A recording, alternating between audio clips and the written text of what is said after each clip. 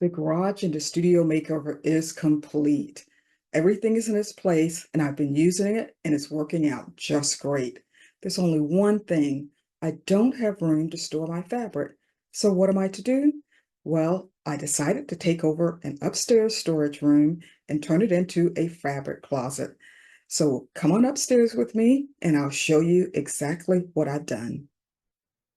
Hi, I'm Angie Knowles, and I'm a mixed media textile artist, and I create art quilts using the processes of dyeing, printing, and stitching on fabric. In this video, I'm going to show you how I turned an upstairs storage room into a fabric storage closet. I didn't have room for it downstairs in the studio, and even if I did, I probably wouldn't have put it there, mainly because the studio is a garage, and no matter how hard you try, it's a very dusty place. So this storage room upstairs has turned out to be a perfect place to store my fabric. Let's take a quick overview of the room and then go into more detail on what I've done to make this a functional space. So this closet is in the upstairs hallway between the bedrooms and is approximately 6 feet by 6 feet. So here's a quick view of the closet. The shelves were already in place, so that was a big help. The only thing that I added was the rod below the bottom shelf.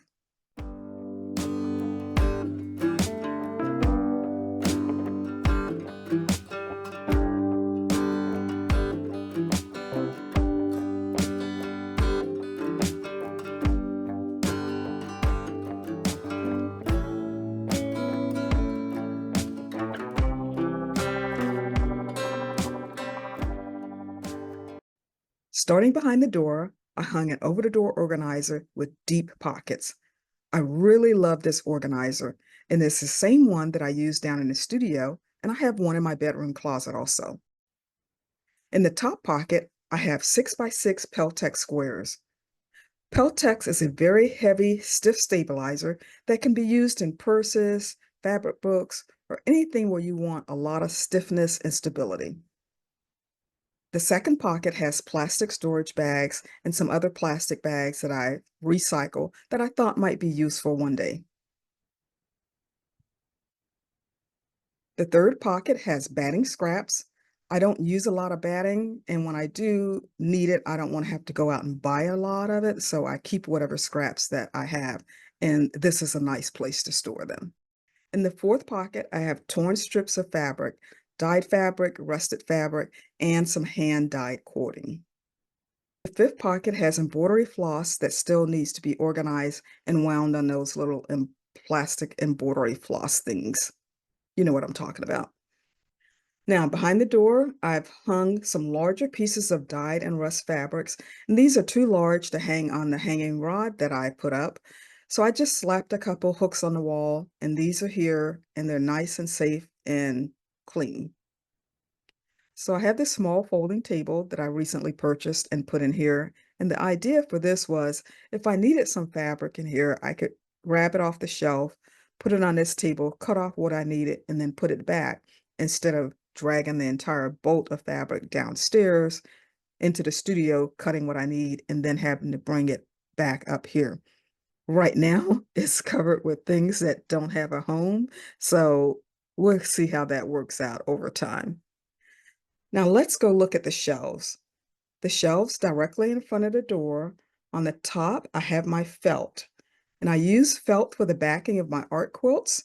And I purchased this felt in 3 different colors. I purchased a black, a charcoal gray, and an oatmeal color. Next to the felt, I have a bolt of natural color muslin and white muslin. And then I have some fiber fill for pillows. On the second shelf, I have more felt, this time wool and rayon, my fusible products, which I also purchased by the bulk. And next to that, I have some flannel that I use as a thin batting. I don't like my art quilts to be very puffy, so instead of a puffy quilt batting, I like to use flannel in this place.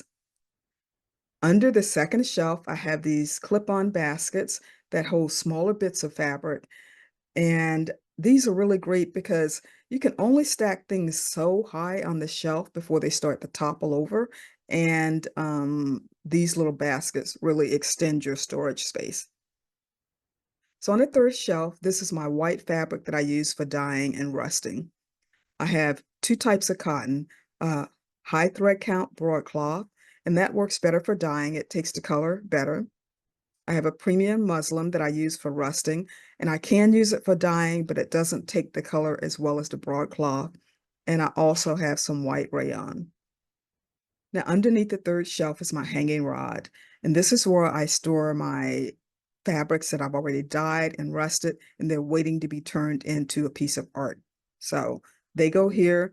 Some will get turned into a piece of art, and some I will just keep because I like the fabric itself and I don't want to cut it up. Now, down below the hanging fabric, I have some small bolts of fabric that they're too heavy to go on the shelf, so to speak. And I also have a little 3 drawer dresser unit off to the side. And the top 2 drawers hold sheer fabrics that I use for either dyeing or painting on, or I use to make silk screens out of. The bottom drawer is felt scraps. I have a lot of felt scraps, as you shall see later. Over on the other wall, the top shelf, I have more fusible products. Remember, I don't like to run out, so I buy that by the bolt, and I have my own little small inventory of the things that I like to use. I also have some dressmaking fabric because one day I'm going to get around to making clothes for myself again after I lose a few pounds. You know how that goes, right? Got to lose a few pounds first. And you'll also notice I have more clip-on baskets, and these hold smaller pieces of fabric that would have toppled over if I'd have put it on top of other pieces.